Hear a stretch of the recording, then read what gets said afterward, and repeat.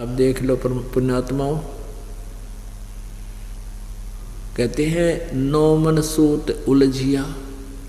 इस अज्ञान का नौ मन सूत उलझा रखे है काल के दूता ने।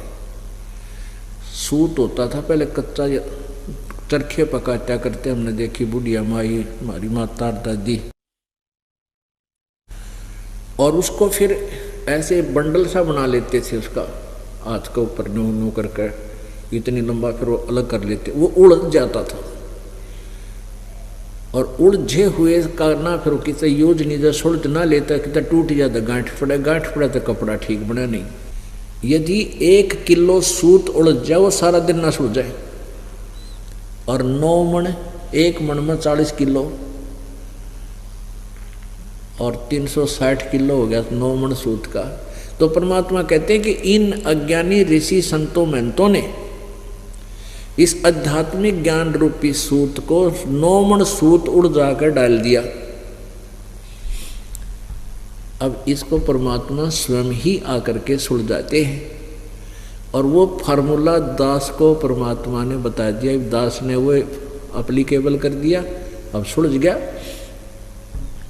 9 मन सूत उलझिया ऋषि रहे झक मार, सतगुरु ऐसा सुलझा दे भाई उलझे ना दूजी बारे।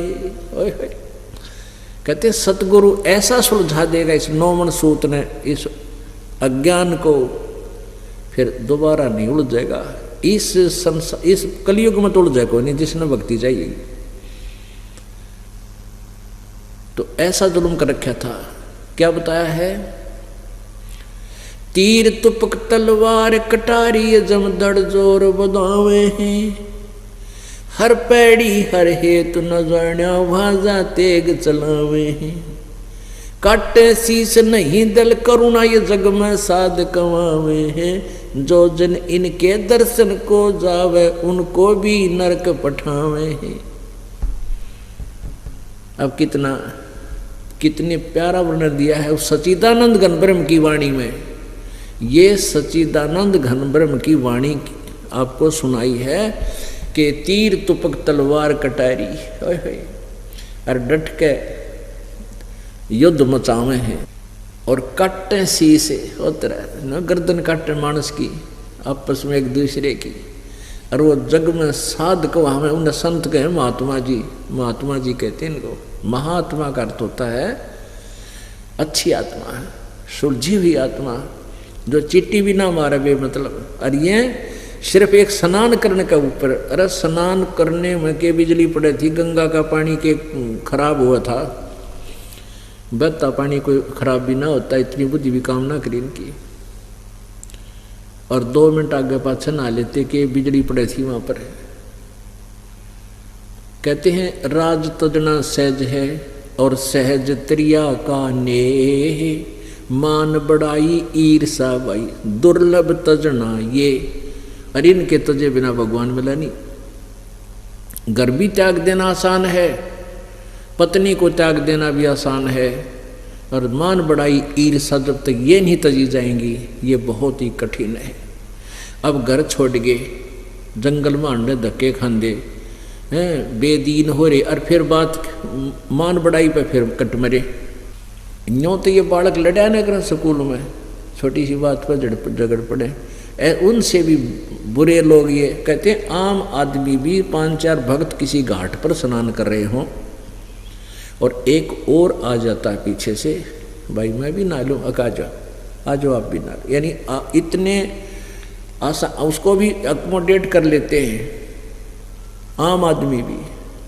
तो इसलिए कहा ये मनुष्यों में नीच, आदमियों में भी गिरी सतर के व्यक्ति, जो इन ब्रह्मा विष्णु महेश तक के पुजारी है।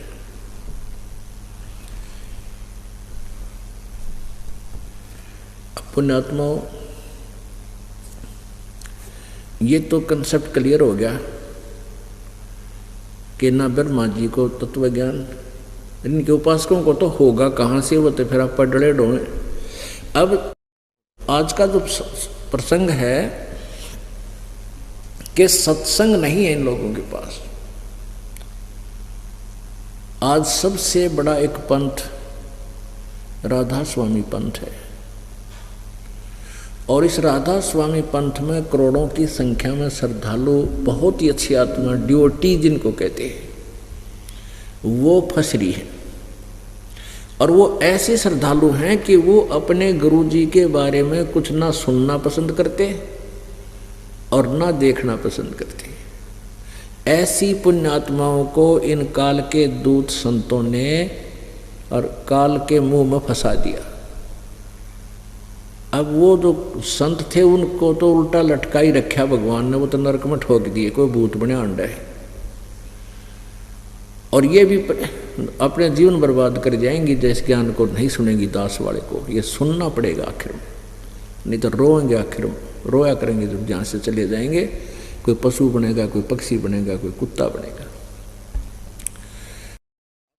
जैसे इस राधा स्वामी पंथ में क्या कहते हैं, श्रद्धालु आपस में डिस्कस करते हैं कि हम वेदों और गीता को नहीं मानते।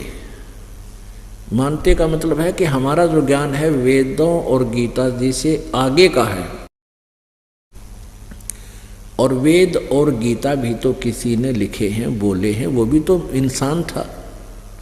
जैसे वो कहते हैं व्यास जी ने वेद और गीता पुराणों को लिखा, वो भी तो इंसान था, उसका अपना अनुभव है वो। और हमारे जो परम धनी ने, हमारे परम धनी ने यानी वो शिवदयाल जी महाराज ने, जिससे ये राधा स्वामी पंथ चला है, वो इनका हेड ऑफ द डिपार्टमेंट है। उसने जो ज्ञान दिया है वो हमारे लिए मान्य है और फिर इस गीता और वेदों के ज्ञान से ऊंचे का, आगे का है, बहुत ही ऊंचा ज्ञान है, तो हम तो उसको मानते हैं। अब उनका उस परम धनी का ज्ञान आपको दिखाते हैं। ये देखिएगा सार वचन वार्तिक,